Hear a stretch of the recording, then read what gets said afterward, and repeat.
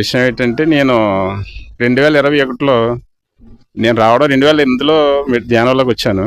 అప్పటి నుంచి మెడిటేషన్ చేస్తూ కంటిన్యూ చేస్తూ ఉంటున్నాను. అయితే 2021 వచ్చేటప్పటికి కరోనా అనేది ఒకటి వచ్చింది, మీ అందరికి తెలుసు కదా. అయితే అప్పుడు మా కొలీగ్స్ అందరూ కూడా హాస్పిటల్స్ క్లోజ్ చేసి ఎవరు కూడా వర్క్ అనేది ఎవరు కూడా చేయలేదు. అంటే పేషెంట్ చూడడం జరగలేదు. ఒక 1 ఇయర్ పాటు అందరు క్లోజ్ చేసేసారు, ఎందుకంటే కరోనాకు భయపడి. నేనైతే ఒక్కరోజు కూడా క్లోజ్ చేయలేదు.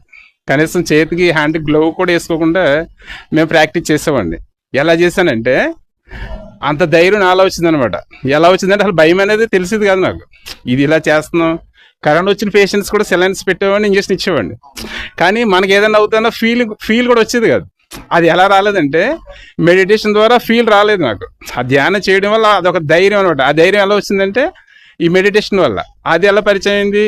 గురువు గారి వల్ల, అది కూడా పత్రిజీ గారి వల్ల. ఆ ధైర్యం కాన్సెప్ట్ రావడానికి కారణం గురువు గారు. That is Patriji.